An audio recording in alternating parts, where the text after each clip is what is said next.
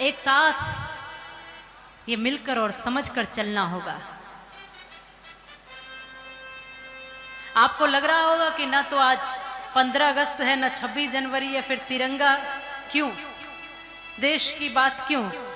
ये हमारा दुर्भाग्य कि हमें ऐसा लगता है, हमारी ऐसी सोच बन गई है कि हम 15 अगस्त या 26 जनवरी पे ही तिरंगा फहराएं या फिर भारत माता की जयकार करें। क्योंकि जब सीमा पर रोज पहरेदार बनकर सैनिक खड़ा हो सकता है और अपने प्राणों की आहुति दे सकता है, तो हम क्यों रोज भारत माता की जयकार नहीं कर सकते। प्रत्येक कथा में एक दिन मैं उन वीरों के लिए, शहीदों के लिए, मां भारती के लिए और आप सबको जगाने के लिए रखती हूं, जिन्होंने अपना सर्वस्व दे दिया। हम कुछ पल तो उनके लिए दे ही सकते हैं, और जो आज भी अपने प्राणों तक की आहुति दे रहे हैं।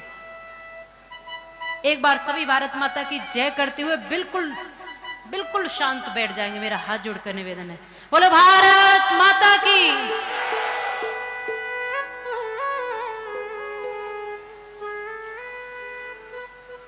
मैं नमन करती हूं उन माता पिता को जिनका पुत्र सेना में भर्ती होकर मां भारती की रक्षा करता है। हाँ, उनके हाथ में माला नहीं है, वो अपनी बंदूक की गोली से ही भक्ति कर रहे हैं। हमारे पास बोली है, हम बोली से भक्ति कर रहे हैं, उनके पास गोली है, वो गोली से भक्ति कर रहे हैं। भक्ति करने का तरीका अलग है, लेकिन कर भक्ति ही रहे हैं।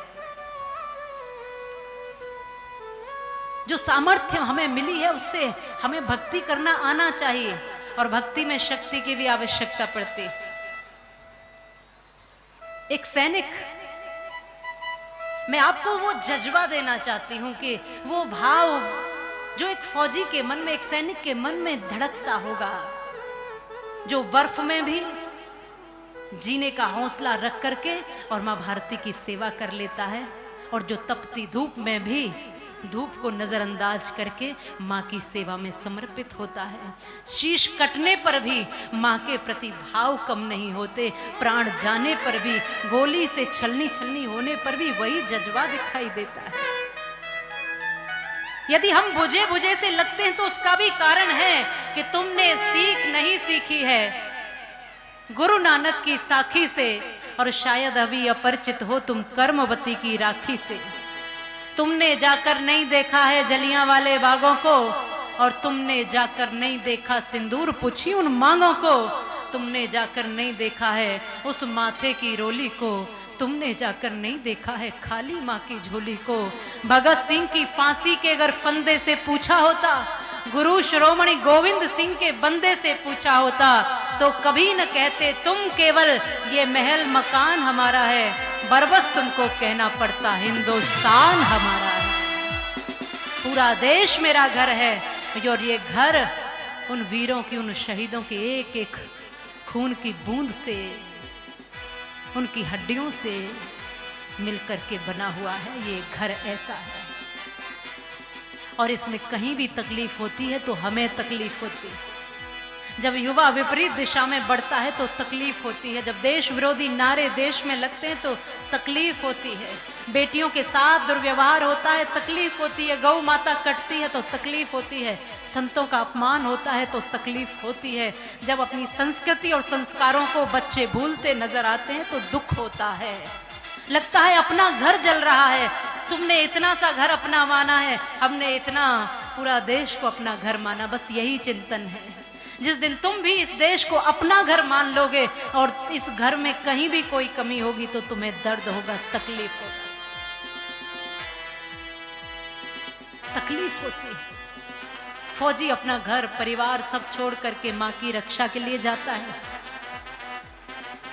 बहन अपनी राखियों को बार बार देखती है। रक्षाबंधन निकल गया पर भैया नहीं आया। होली के रंग फीके पड़ गए, भैया नहीं आया। दिवाली के दीपक भी नहीं जल पाए, वो नहीं आया। पूरे वर्ष देखती रही, दूसरा वर्ष भी निकल रहा है, 2 वर्ष हो गए, अभी भैया को देखा नहीं है। बार बार राखी रखी रह जाती है, पत्र लिखती है अपने भाई को, भाई इस वर्ष रक्षाबंधन आने वाला है, इस वर्ष तो आ जाना, 2 वर्ष से देखा तक नहीं है। वो भाई को पत्र मिला और वो भी लिखकर भेजता है कि इस बार मुझे छुट्टियां मिल रही हैं, मैं रक्षाबंधन पर जरूर आऊंगा, राखी खरीद के रखना। 2 साल बाद मैं अपने भाई से मिलूंगी। जब ये पत्र मिला तो राखियां खरीद ली, बहुत सी राखियां खरीदने लगी। माँ घर में मिठाइयां बनाने लगी, पत्नी श्रृंगार करने लगी, और भी बाल गोपाल, हम बाजार से सारे खिलौने लेकर आएंगे। सब प्रसन्न है, घर का माहौल वातावरण प्रसन्न है। अब की बार रक्षाबंधन पर बेटा आएगा, भाई आएगा। 2 वर्ष हो गए, मुख नहीं देख पाई माँ बेटे का, अब की बार देखूंगी और उसके कान भी खींचूंगी। क्या तुझे माँ की याद नहीं आती? वो लिखता तो है कि याद तो आती है माँ, लेकिन मजबूर हूं, मातृभूमि के कर्तव्य के प्रति बंधा हुआ हूं। और इस बार तो कहा है कि आएगा तो जरूर आएगा। घर में त्योहार मनाया जा रहा है, खुशियां मनाई जा रही हैं, रक्षाबंधन आने वाला है। और अब की बार तो ये रक्षाबंधन से पहले ही घर आ गया ये सैनिक, लेकिन अपने पैरों पर चलकर नहीं आया, तिरंगे में लिपटा हुआ आया। इस वर्ष तिरंगे में लिपटा हुआ था।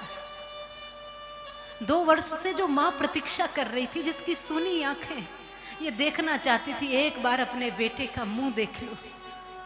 आप जानती हो पुत्र को कितना मोह होता है, जब थोड़ी दूर आंखों से दूर हो जाता है, ओझल हो जाता है, तो मां तड़प उठती है, क्योंकि कलेजे का टुकड़ा है। मां ने अपने पिंड में, इस गर्भ में उसको रखा है। वो मां जानती है कैसे कैसे उस दुधमुहे बालक को पाल पोस कर बड़ा किया है उसने। वो मां जानती है और दुनिया का कोई व्यक्ति नहीं जान सकता। मां ने जो मिठाइयां बना रही थी, मेरा बेटा आएगा, बहन जो राखियां संभाल कर रख रही थी, मेरा भाई आएगा, वो अब तिरंगे में लिपटा हुआ आया।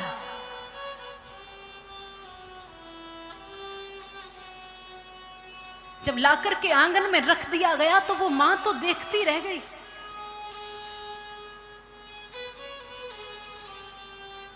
और बहन क्या कहती, कहा था कि मैं अब की बार आऊंगा, पर इस तरह आऊंगा। पत्नी तो कुछ बोल ही न पाई, बच्चे नादान थे, कुछ समझ न पाए। खोल करके, हटा करके तिरंगा देखा कि एक बार अंतिम दर्शन तो कर लूं, एक बार अपने बेटे का मुख तो देख लूं। तो जब खोल कर देखा तो शत्रु शीश काट कर ले गए। आज आखिरी समय में भी मां को चेहरा देखने के लिए वो अभिलाषा अधूरी रह गई।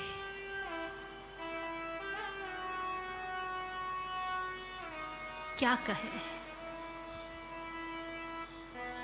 पत्नी जब रोने लगी, तो बहन कहती है ये तो निष्ठुर है, तुम क्यों रोती हो भाभी? कवि ध्रुवेंद्र ने उस पर कुछ 4 लाइनें लिखी हैं। ये निष्ठुर हो गया है। 2 वर्ष से इसको बुलाती थी, इसने माँ की ओर भी नहीं देखा, मेरी कलाइयों राखियों की ओर भी नहीं देखा। इस अवस्था में आया है और आज अपना मुख भी नहीं दिखाया इसने, इस अवस्था में आया। तू क्यों रोती है भाभी? ये तो बहुत निष्ठुर है, ये बहुत भुलक्कड़ है, क्योंकि दादी का दुलार भूला, बापू का प्यार भूला, मोतियों की माला मेरी आज तक न लाया है, होलिका के रंग ज्योति पर्व की उमंग भूला, राखियों का संग बार बार बिसराया है। और सुन भाभी, भैया तो भुलक्कड़ है जन्म से ही, अपने स्वभाव को ही आज दोहराया है। और जाते समय मैया का आशीष लेना भूल गया, आते समय रणथल में शीश भूल आया है। इतना भुलक्कड़ है, ये अपना शीश भी लेकर नहीं आया। इसको एक बार नहीं लगा कि मां कैसे जिएगी।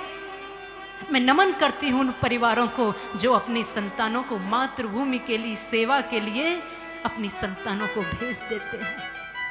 उनकी भक्ति, मैं कहती हूँ 2 ही तरीके से मोक्ष मिलता है इस दुनिया में आकर के, या तो साधना और समाधि करके समाधिष्ठ होकर उसको प्राप्त कर लो, उस मोक्ष को पालो, या फिर भारत माता के चरणों में अपना सर्वस्व न्यौछावर कर दो, उनको भी सीधा मोक्ष मिलता है। 2 ही तरीके से मोक्ष निश्चित है।